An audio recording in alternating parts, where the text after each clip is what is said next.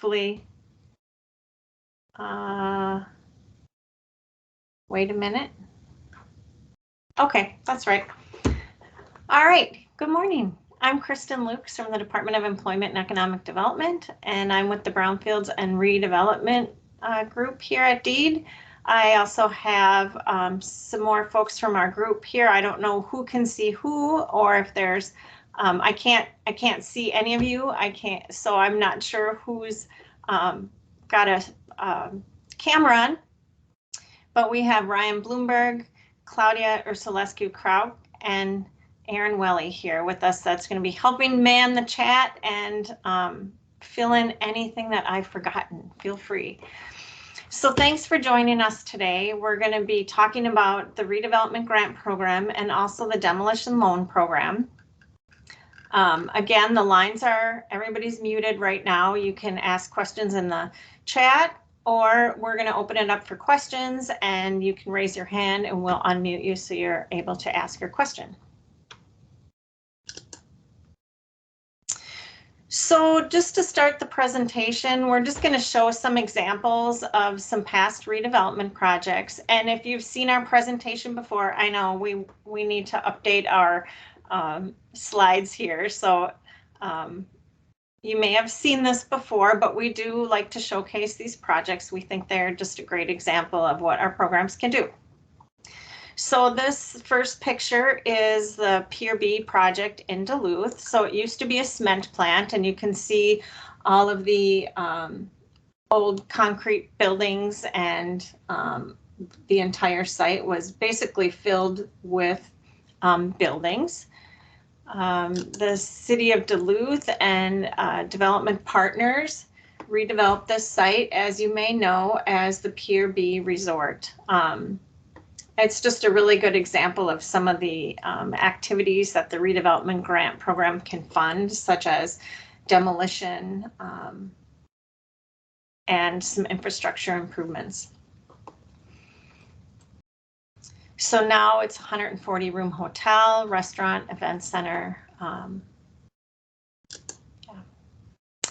Next is another type of project that we like to showcase. This is an industrial project. This is the former Naval Industrial Reserve Ordnance Plant, known as NIROP.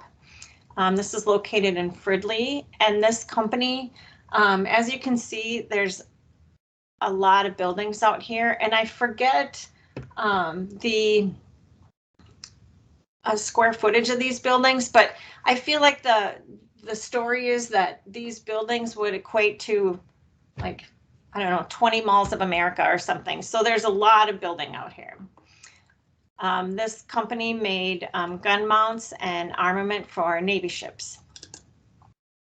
So it was redeveloped into several industrial warehouse buildings that are full. I think the industrial park is all full. So there's a lot of jobs at these sites now. So another good example. Lastly is the Midway Stadium. This is the old Saints Stadium in St. Paul. And as you know, they built a new stadium downtown and vacated the old site. So this site was redeveloped into 189,000 square foot multi-tenant commercial industrial building. So these are just some examples of some projects. They're kind of bigger projects. But just know that smaller projects are eligible, and they also compete well for funding. So the program purpose was really to level the playing field between sites that had never been developed and previously developed sites. So redevelopment grants assist with costs that you wouldn't have if you were developing a site for the first time. So like if you were developing on a cornfield. So we also, since we're DEED, the purpose of the program is also economic. So we consider with your new development, what kind of jobs you're going to create, the tax base increase that the site is going to produce. And that's what we're looking for with public, with the the public benefits that we like to see with the project. So we look at a couple things, and I'll get into the scoring criteria in a bit, but we look at sort of the detriments that are on the site based upon its previous use, and then what's going to be built at that site and the public benefits, meaning the jobs, tax-based private investment that's going to occur. So our eligible applicants are public entities, so these listed here: cities, counties, HRAs, EDAs, and port authorities. So private developers, townships, and other entities not listed can work with these applicants to submit an application. So although the public entity must be the applicant, it does not need to own or have an ownership interest in the property. So if you're a developer, you have a site, you have a project that you think would be a good candidate for a redevelopment grant, you have to work with your local unit of government to submit an application on your behalf. So it's best to meet with those local units of government or those entities that might be sponsoring an application for you early on. A lot of those cities have their own deadlines.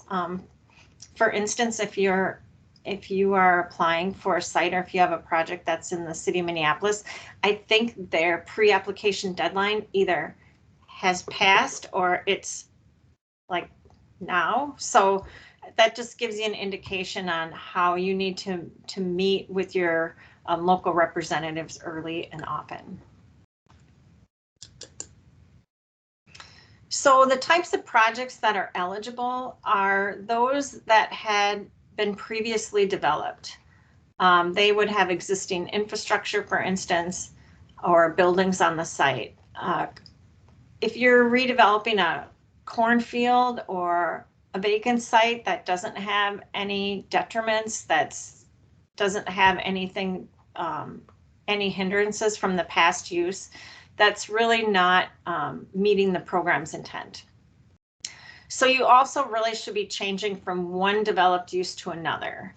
So if you had a site, for instance, where there's an old abandoned or old grocery store, and you want to tear it down and build a new grocery store, that really isn't the type of project that we typically fund. So again, as mentioned previously, deed's purpose is economic development. And so that site's end use should do things like increase taxes, create jobs, or have other public benefits associated with it. When submitting an application, the applicant must adopt a resolution.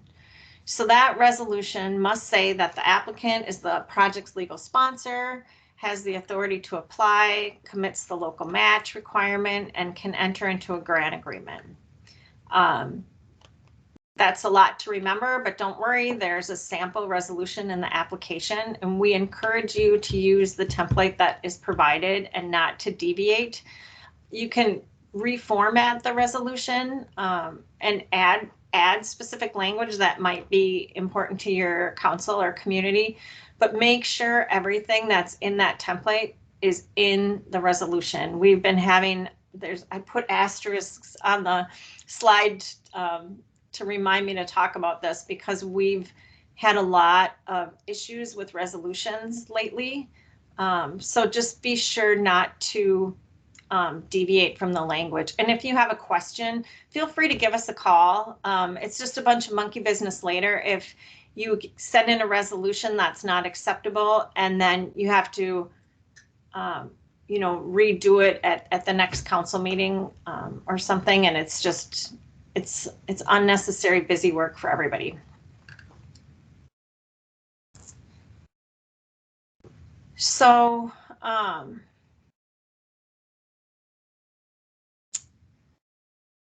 eligible costs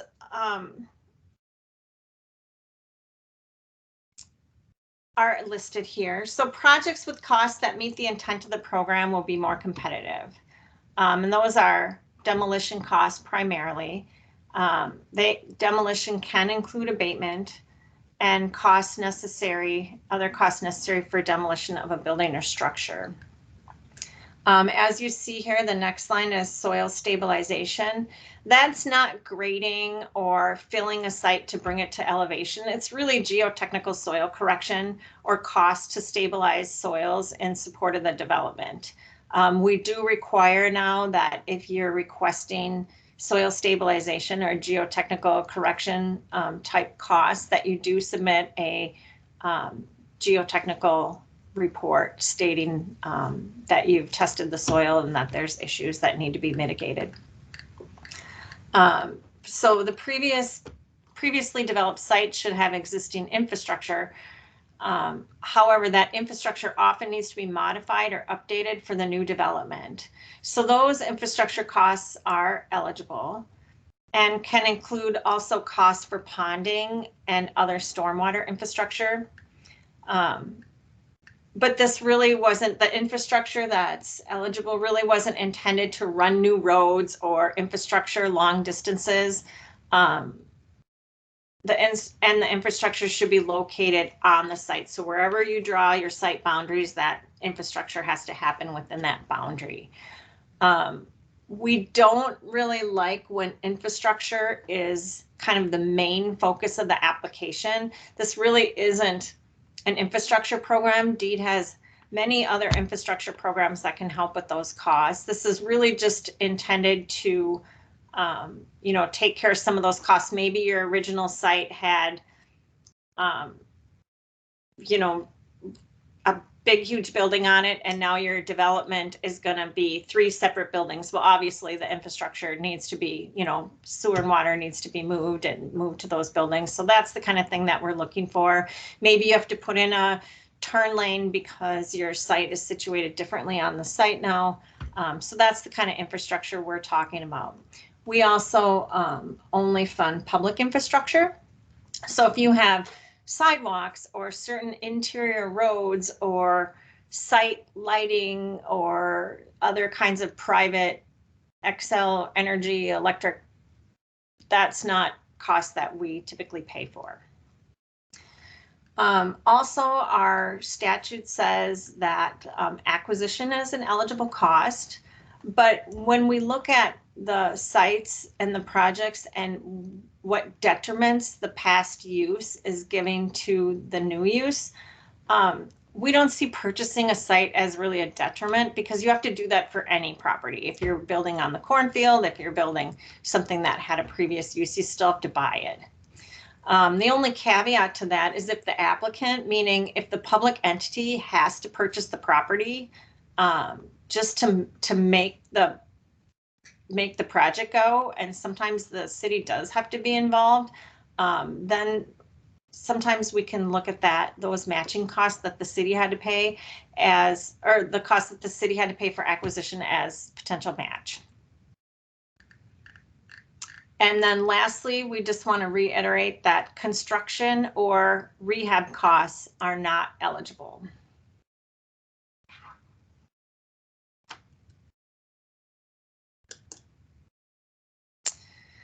So a note about previously incurred costs. So if you are awarded a grant, DEED can only reimburse on costs that are incurred after the contract is fully executed.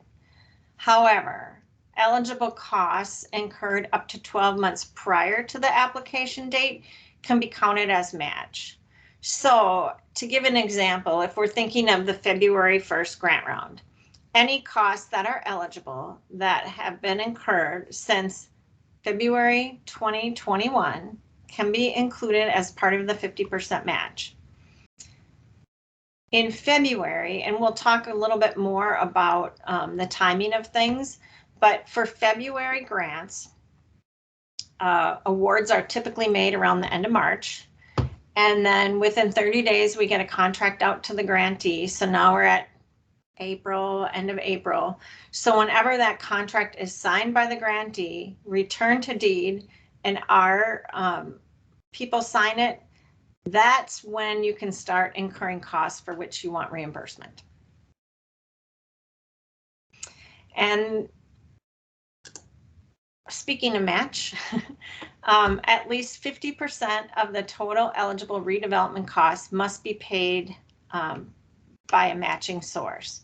So the good news with this program, which isn't always with all of our programs, but the match per statute can come from any source available. It can come from other grants. It can come from private developers. It can come from the city. You can have a bake sale. It doesn't really matter where that match comes from. The only note about that is it has to be a cash match. So it can't be like in-kind services. Because how that would work is, you'd submit an invoice for $100 and deed would pay 50 of it. So that $50 of that invoice needs to be paid by somebody and can't be an in-kind. Oftentimes we want and see TIF as the match. That's very popular. Again, when the program was created, the legislature did not want the redevelopment grant program to replace TIF. So it should really be used in conjunction with TIF when possible. And I think I'm going to talk a little bit more about that when I get to the scoring slide. Oh, and here I am. So competitive projects are ones that are ready to start. So we consider ready to mean that the developer's committed to the project and the development financing is in place. A project is ready to start if the grant eligible activities will be performed as soon as the project is funded or before the next grant round. And the next grant round is typically 6 months. Historically, the deed funds have been scarce. We kind of get on again, off again funding. So funding is difficult to come by. And if we have unused grant funds or funds that are sitting in our account too long, that just reflects poorly on deed and looks like we don't need more money. So that's why we want to award projects that are ready to go, that can start their projects and draw their funds quickly. We do have an application start date in our contracts. Typically, it's one year from the award time. So we're expecting that you'll be starting to draw funds, hopefully within that first 6 months. But if something happens, which we understand things happen, and you go up to that 1 year mark, you have the potential of losing your grant altogether. And we would roll that money back into a future grant round. Lastly, if a project fails, the statute says if a project fails to provide the economic and public benefits, which to us is primarily jobs and taxes, listed in the application within 5 years of being awarded, DEED has the authority to require that the grant be paid back. So that's another reason why we don't want you applying too early, because that 5-year clock starts to tick. And if you spend the first year, 2 years, whatever, sitting on the money and not starting your project, that just kicks into your construction time. And we don't want our money back. We want developments and we want jobs and taxes. So apply when you're ready. And things will progress hopefully at a nice pace. Because of everything I just listed, there's a bullet point about grant extensions and a sad face. We're not really doing grant extensions anymore. For sure, terms, you have 3 years, and we're really not looking favorably these days on even start date extensions. We just really want you to, at the forefront, plan ahead and apply when you're ready. Oops. Sorry about all this. So here, oops, one more. All right. So here's some areas that we look at while we're reviewing our applications. As I said, our applications are competitive. They're ranked against the other applications that come in during that grant round. And so these are some of the main categories that we score on. So contamination remediation need, the first bullet. So we can't pay for soil and groundwater contamination under this program. We do pay for those costs under a sister program that you're probably familiar with. But we do give extra points if you also have, if you have demo and some of those redevelopment site prep needs, and then in addition to that, you also have soil cleanup. So we do give you extra points knowing that you have a lot of needs and issues at the site. Next is TIF. You need to qualify for an TIF redevelopment district and be using it. So we kind of look at three things when we're scoring that TIF category. One, does it currently qualify as a redevelopment TIF district, and how does it qualify? We are asking now that when you're submitting your application that you provide supporting information, maybe a slum and blight report, just showing how your project meets that TIF redevelopment criteria. So that's the first part. And then secondly, is the project going to use TIF? And we look for, did the applicant include a TIF district financial analysis? Maybe your city financial person put together your TIF analysis, shows exactly what the increment's going to be and how much TIF is available to use for the project. And then lastly, we look at, with that amount available for the project, are you using it to the max? If you're not, is there a reason that you're not using it to the max? Maybe it's a city policy, maybe you have some pooled TIF and you're using some of it on another site, but just let us know. But those are kind of the three things that we look for when we're talking about TIF. Redevelopment potential, that considers the potential for a project to create change and economic development, and that includes job creation and job retention, property tax increase, use of existing infrastructure, mixed use versus single use development, crime reduction, blight removal, and whether the project has a bioscience component. We also look to see that the site is in close proximity to transit options. I know sometimes in rural areas they don't necessarily have a lot of transit options, and that's okay. You're not penalized for that. And then we also look at timing of the project. Again, when is your project going to start and when is it going to be done, and when are all those benefits going to be realized? We also look at whether or not a project is multi-jurisdictional or requires cooperation between several government partners. Maybe the site straddles two cities and one city's the applicant and the other one supports the project. Or maybe the county is the applicant and the city is supporting the project. So we do give a few points for that. We also look at positive environmental impact.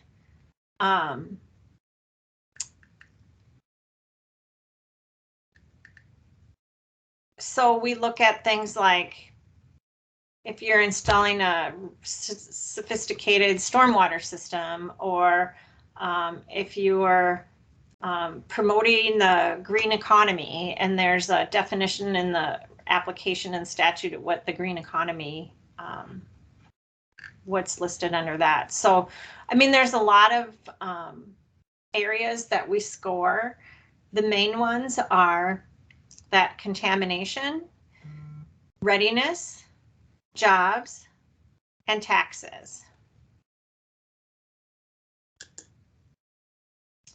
So we do, the total points available in those categories combined are 150. Less than 50 points, you're not eligible for funding if you have less than 50 points. If you do have less than 50 points, that doesn't necessarily mean that it's a bad project. It just means that it just might not be a good fit at this time. So some things to work on. And if you submit an application and are unsuccessful, please call us and we can tell you kind of what we're looking at. And an unsuccessful application in one grant round, I've had projects where a project was maybe kind of on the lower end of our scoring spectrum, and the next following grant round, the date was changed on the application and it was one of the highest scoring. It just kind of depends on who else, what other projects come in that grant round. But usually if you don't get 50 points, there's a reason. And I would say typically that reason is readiness. So maybe there's a lack of developer commitment or a development plan. And again, we really don't want to fund a project too early because, as I said earlier, that development needs to be completed in 5 years. And if we fund you too early, that clock starts ticking. If you have an urgent demolition need, but you really don't have a development plan, there's a different avenue that I'm going to talk about later that you would want to use, and not the redevelopment grant program. Oftentimes we can give you an idea if a project is competitive if you call us in advance. We can't tell you, oh yeah, we would fund that or not fund it, because again, we don't know what's coming in, but we might be able to give you some hints on, for instance, if you were going to develop, tear down some old buildings and put up a park, that usually is a project that wouldn't get 50 points. So we would say maybe this isn't the program for you. We would definitely tell you if it really wasn't a competitive project. We won't tell you to apply or not apply, just because we've never funded an application that we haven't received. So yeah, that's up to you, but we can give you some hints as to how competitive we think that project might be. All right, awarding grants. So again, we want to look at projects that have eligible costs where the detriment to developing on the site is directly related to the past use. So if you're looking at costs in your budget, think about like, well, would I have this problem if I were developing this site on a cornfield? For instance, would I have to run streets and infrastructure out to the site if it was a cornfield? Yes. Well, then that's not really a detriment based on the past use of the site. And projects should be ready to go. I know this has been mentioned in every slide, but I can't stress it enough that projects should be ready to go. We can award projects where the activities that the funds for which the funds are being requested aren't going to begin for a year or 18 months or longer. We can't fund those projects. Our money is just too scarce. And then remember, the end use should create economic benefits such as jobs and taxes. Lastly, our app has changed, so make sure you're using the current one from the website that says FY22. And honestly, if you applied in September, we've even changed it since then. We're constantly updating our forms and documents, and we want to have applicants in the best position to get funding. And so sometimes we make little tweaks and changes to our application. So it's important that you use the most recent one. Hopefully it's easier to fill out. It's now a fillable PDF. We did add a couple things in the last few grant rounds, such as that tip analysis that I mentioned, and also the geotech reports that I mentioned. So just always, go on the website and snag the most recent one that you can find. So that's all I'm going to say about redevelopment right now. I'll talk about deadlines and funding at the end because it's the same for both programs. But at this point now, I'm going to take some questions. We can first address if there's any questions in the chat, and then move on to anybody that has any hand raises or anything. And then we'll also give an opportunity at the end for more questions, and you can go backwards if you have questions about redevelopment. You can ask those at the end as well. So, any questions? There are a couple of questions in the chat. I can read them off if you'd like. Great. First one, will DEED accept use of pooled TIF funds instead of creation of a new TIF district? Yes, I mean,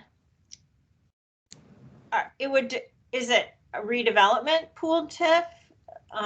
That's a question. So, I mean, we really want to have a redevelopment TIF district, although you will get points if you have like a housing TIF district or some other TIF district. But the redevelopment TIF district really, the criteria for that really leads to kind of that blight analysis and showcases that the site has meets the slum and blight criteria. Another question is, can this grant be used for a project in a 15-year renewal district, but not a 25-year redevelopment district? Sure. You would just want to kind of explain the situation. And there's lots of reasons why you might want to use a 15-year district rather than a 25, and that's fine. Again, if it doesn't qualify for a redevelopment district, you might lose out on some points. There's a question about the total funding available for the spring round and then the fall round, which I believe we're going to get to that at a later slide, correct? Yes. Okay. The next question is a watershed district considered a jurisdiction for the purposes of multi-jurisdictional scoring points? I think it would depend on the involvement of the watershed district, just being kind of you know, located in a watershed district, probably not, but what's the involvement of the partnering agency is what I would ask. And it's, you know, it's not, you know, it's kind of a sliding scale of points. So based on if you have another entity who's contributing financially or taking on some kind of co-lead role in developing the site, you probably get more points for that. So it just kind of depends on that level of involvement. There's also a question about the start date and what that means exactly.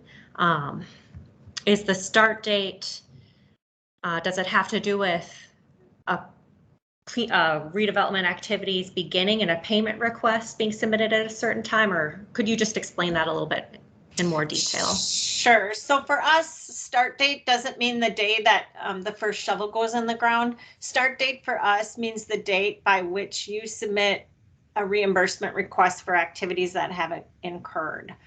So when you have started work, been invoiced for that work, and send us the invoice for reimbursement, that's our start date.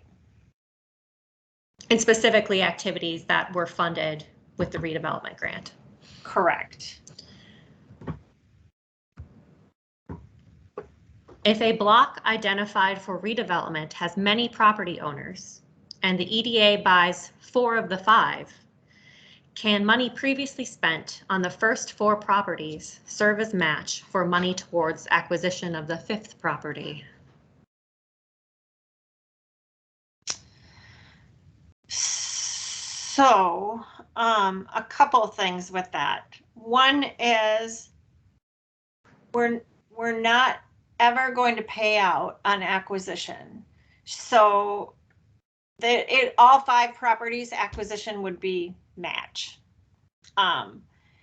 They would be match only if the EDA bought those 4 properties within 12 months of the application. So sometime in this case for February, so sometime in 2020, February 2021 till now, then we can include those costs as matching costs.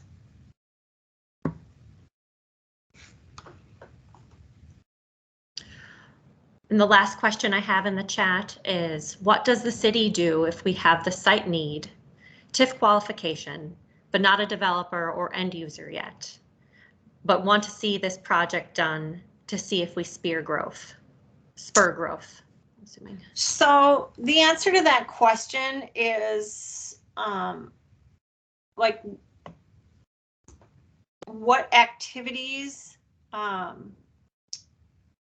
would you be, what's your need? If it's purely demo, then that question is timely because I'm going to talk about an option that you might have available if you just have demo at that site, but no developer or end user yet. So stay tuned on that. Got another question.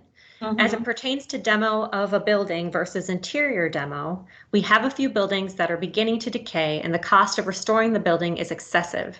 Can funds be used to basically gut the interior and replace the roof? No. The reason being is that's a really slippery slope of a development cost. So in the same way we wouldn't construct a building or construct a roof, those rehab costs, we consider those rehab and those are not eligible. We just don't have enough money to go around to fund those types of activities.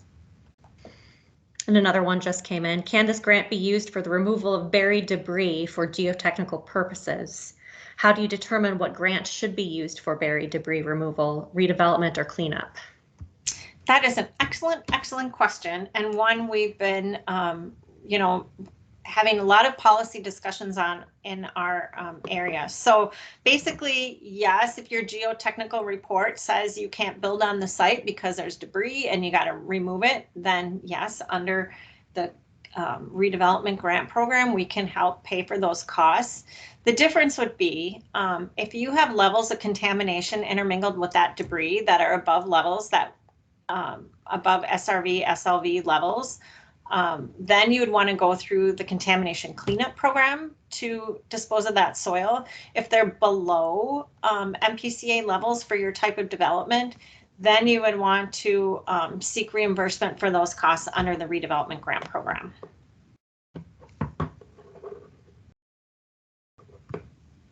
Any other questions, any hand raises, or should I move on to the next?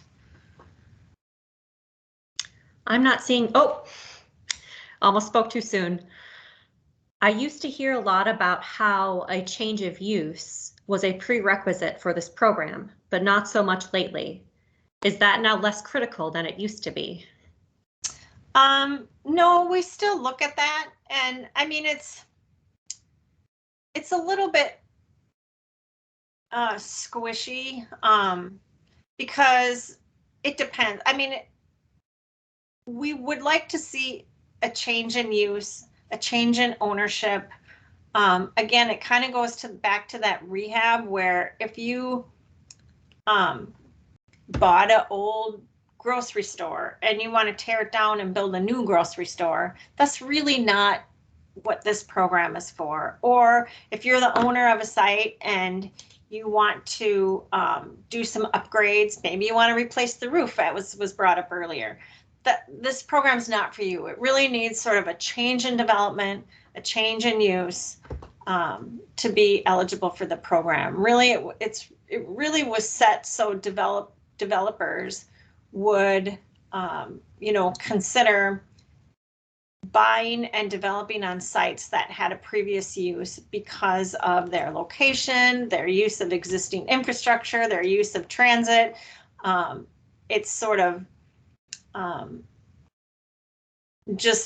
when the program was created, it was at a time where like urban sprawl was the big buzzword. And so it was really to reduce urban sprawl by reusing those sites. So if you have a site that maybe you've owned for 10 years and you want to tear down the structure that's there and build a new one, that gets really tricky. Another question in the chat. If you have a city sales tax and city sales tax be used, if you have a city sales tax, can city sales tax be used for match? We would like to reuse a high school building for multi-purpose municipal center. So is the city sales tax cash? I mean, again, if you submit an invoice from a contractor, we're only going to pay half of it. So someone else has to pay the contractor the other half. So whatever source the city has available to pay that contractor, you're welcome to use it. What was there was another part of that question as well. I think you answered it. Yeah, the multi-use municipal center. So the other thing with that is that the municipal centers, if it's a city, like a public building, it's not going to generate any taxes, chances are. So sometimes those public projects don't rank as well as those with the private development. That's going to create taxes and jobs. So that's just something to keep in mind. Again, not ineligible, just without that tax base increase, which is, you know, one of the high scoring criteria. Sometimes it's hard to get above the funding line, but if you have all those other scoring benefits, maybe you still will. So I just want to throw that out. Good point. All right. So I think in the interest of time, it looks like I talked more than I did last time, because I think last time I got through the redevelopment grant program section in about 15 minutes, and I'm running a little bit behind. So I'm going to move on to demolition loan. And I know we had that one question about what do I do if I don't have a developer? Well, we have an answer to that. So the demolition loan program is kind of a sister program to the redevelopment grant program. The statute, they're both under the same statute. The statute changes were passed in 2012, so it's relatively new compared to the redevelopment grant program, which started in 1998. But it was really created to assist local units of government struggling with properties that are vacant and blighted, or are becoming worse, a safety hazard, and are costly to secure. So with this program, you don't need to have an immediate development plan, but you do need to have an idea of the site's economic development potential.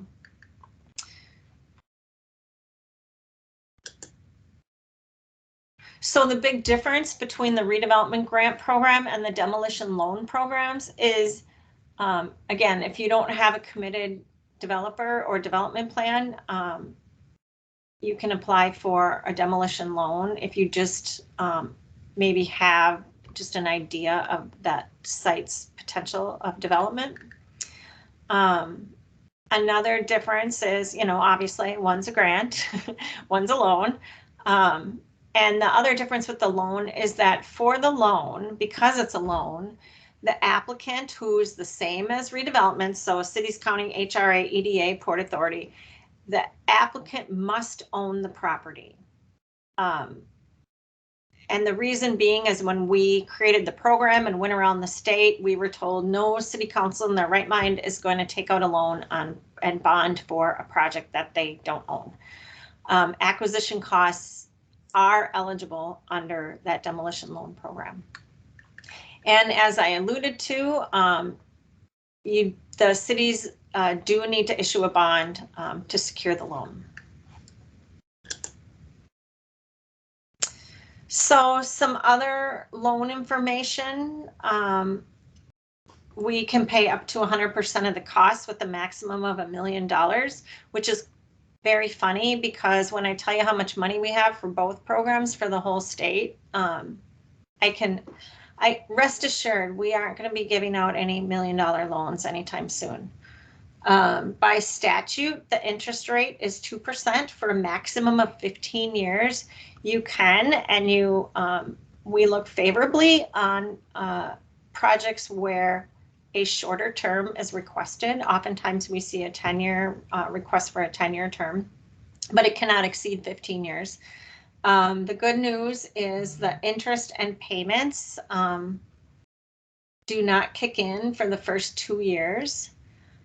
And the other exciting thing about this program is, if you remember, the redevelopment grant program is a 50% grant. So of your costs, deed gives you 50, you pay 50. For the demolition loan, we can fund up to that 100%. And then in the event you do get a development on the site, creating the jobs and taxes that maybe you thought possible. Deed can forgive up to 50% of the remaining principal and interest on that loan. So then it's sort of like a redevelopment grant. So you pay 50, we pay 50.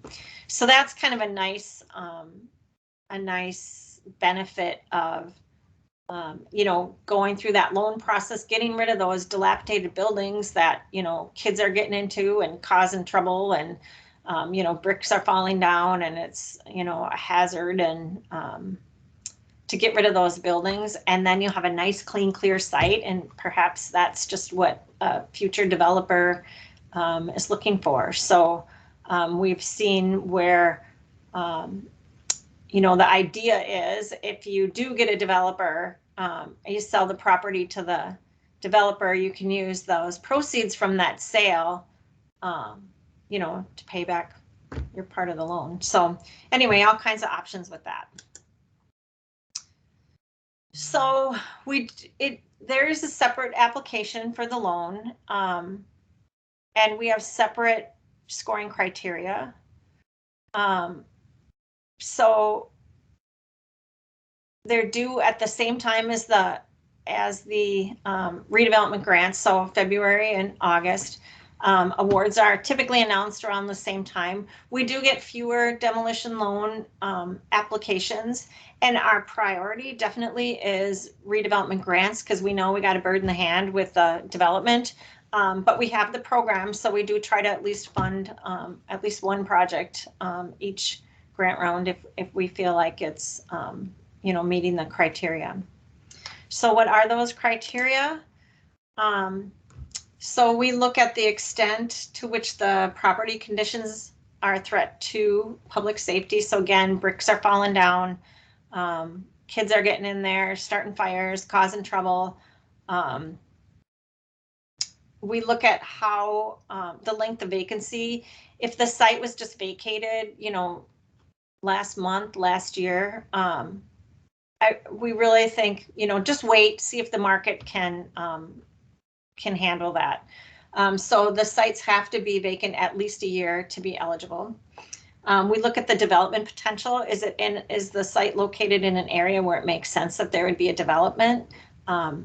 Is it a site that looks like the shape of it, or the surrounding area? The potential is really only just a park, and it probably will never have economic development, probably won't score as well.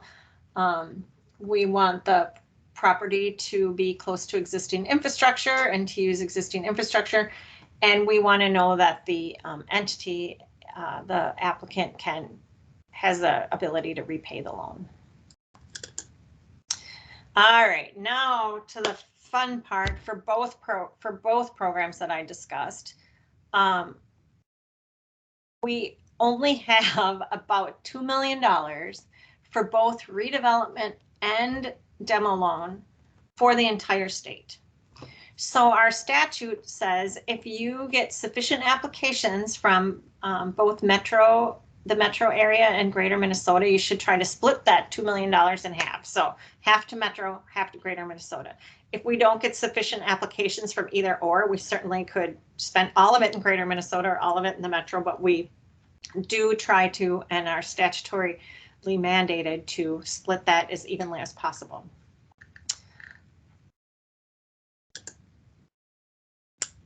Applications are due typically August and February 1st. So the next upcoming one is February 1. They're required by 4 o'clock in our offices. We require 2 paper copies and 1 on a flash drive. And yes, that includes all the attachments on paper. I have to say, if you don't know this yet, our office is moving. And we're kind of in limbo right now, kind of half at the new place, half at the old place. Our mailroom is still at First National Bank building. We will have a cart out in front, as we have the last several grant rounds, if you hand deliver your applications on February 1st only. So we won't have the cart. If you want to come, like the Friday before, we will not have a cart out there. It'll just be that day until 4 o'clock. If you mail or, FedEx your application, just make sure you allow for enough time that it's in our mailroom on February 1st. And it also wouldn't hurt, and I'm not suggesting that till the end of time this happens, but for this grant round, it wouldn't hurt if you like popped one of us an email and said, hey, I'm sending in this app. So if we don't see it, we know to go look for it, or know that it's coming, because I would hate to have a lost application and then rank and score our applications and send out notices and have you go, I'm not even on the list. And here, it's under some, pile somewhere. So hopefully that won't happen. But again, in this time of, chaos and moving and whatever, my suggestion would be pop me or someone an email saying, hey, this is so-and-so from such and such town. We're sending in an app. So yeah, that's my suggestion.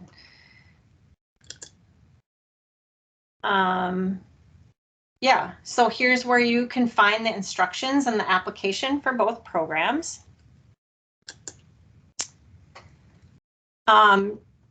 We want to make sure that the applications are complete by the due date. That means answer all questions. If we have questions, it's a closed process, but if we have questions, rest assured, we're going to call you or pop you an email and say, what did you mean by this? This doesn't make sense, or this is contradicting with other information in your application. But we certainly don't have to do that. So try to be as thorough and clear as possible. Please don't leave questions unanswered. If you think that it doesn't apply to you, then write that. But if you leave it blank, then we don't know if you missed it or what. So try not to leave any questions blank. Attach all, submit all attachments, which might be appraisals, city resolutions, do all that with 2 paper copies. And again, close process. We do need a current and post-development value, so that only can be determined by an assessor or an appraiser. Your developer or can't just say, oh, well, we think it's, the value is going to be $12 million or whatever. I mean, somebody, an assessor or appraiser has to give us that information. If you have a city-owned property and your assessed value, or a nonprofit-owned, a non-tax-bearing entity or non-tax-paying, property tax-paying entity owns the property, you still have to give it a value. You can't say 0. So in that case, you may need to get an appraisal. Oops, stand by. Again, just to use the most current application. So I think I mentioned this earlier, but grants are usually awarded about 6 to 8 weeks after submittal. So for a February grant round, that'd mean like mid to late March, you would know whether or not you were awarded a grant. And then remember that once the contracts are sent out and the contract's fully executed, then you can begin grant reimbursable work and start drawing funds. And our term is 3 years. So all the grant work must be completed and invoiced and submitted for reimbursement within that 3-year term. And then after that's done, you still have like those 2 more years to finish your development before any repayments or clawbacks would kick in. Lastly, if you have any questions while you're completing your application, you can feel free to call us or send us an email. And this is our current team with our phone and email addresses. And feel free to, contact any of us, especially if you're working with somebody in particular, to say, hey, Ryan, I'm sending in an app for St. Louis Park or whatever. So, and that is all I have for my part. Are there any more questions in the chat I can answer? There are. First one has to do with the demolition loan. Mm-hmm. At what point in the development history of a project is the decision made about forgiving or not forgiving 50% of the loan? At the point that your development has occurred and your jobs are at the site. So we did have a project that we did forgive. So in that project, they built, actually, that's not true. That was a redevelopment project that had a clawback, but it's at the point that the benefits are realized at your site. And again, our goal isn't to take money back. So we're, you know, pretty flexible with that. But if you said, well, this site has a potential of, you know, we're thinking it's a really good site for a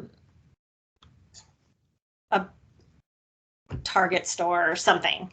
And then when all is said and done, it's a park with a couple bathrooms and maybe, you know, one maintenance guy works there, we probably wouldn't forgive your loan. And if we did, it wouldn't be the whole 50%. But as long as you had a reasonable development, a development that was similar to what you thought could be there, or it makes sense, or it creates jobs and taxes, sure. You know, again, we're not trying to figure out ways for you to pay back all your loan. We want development. In regards to the 2 million that's available, will 1 million be offered in February and another 1 million in August? No, all 2 million will be available in February. And I don't know what August will bring. Can hard copies of the application still be dropped off or couried to deed front desk? You can drop them off at the cart in front of the door. We have no physical front desk right now. Like, it's literally packed up and gone. There's just an empty room when you look through those clear doors. So if a courier comes, they will drop that off at the mailroom, and so that's acceptable. Or if you drop off on February 1st, again, there will be a cart at the Skyway level that'll say like redevelopment apps, and you just put it on there. Another thing, if you are dropping them off, it might be beneficial to call Irene, whose number was listed on that slide, because she's the one that's physically in the office that day manning that cart. So it's good to maybe give her a call and say, hey, Irene, I'm dropping some apps off at noon today, so let me know if you get them, that kind of thing. Has Deed considered accepting electronic applications? We have explored and considered that. We're not there yet. With redevelopment, it could be something in the future. With some of our other programs, the volume of documents that we have, it's really challenging as reviewers to review electronic copies. So although we understand that it's, you know, easier for, you know, you guys to submit that way, it's really hard to review. So for now, until we have a system set up that's better than the one that we have, we're still going to be doing paper copies. The last thing in the chat I'm seeing is just simply a request to ask a very specific utility relocation question, perhaps after this session. Sure, give me a call.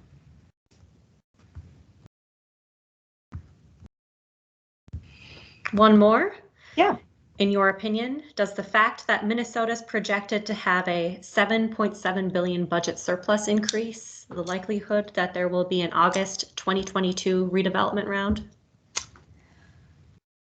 It is too soon to answer that. I don't think that the agencies have submitted their sort of wish list for that money yet. So I don't know the answer to that.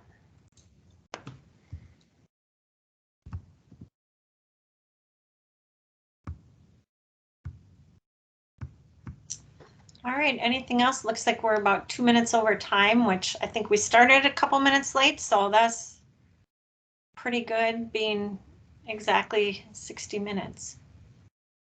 I'm not seeing any more questions come through in the chat. Okay. All right, well, thanks for participating with us today. And again, anytime you have questions, you want to talk about your projects, give any of us a call, and we're happy to you know, discuss that. And I hope we get a lot of good applications in. The way we get more money for the program is spending all the money that we have on good projects and, you know, showcase those successes, and, you know, show, you know, it's not good for everybody, but if we get applications in that we can't fund with our $2 million, that's disappointing, but it also showcases that $2 million just simply isn't enough for the needs of this program. So we're hoping we get a nice bunch of applications in February.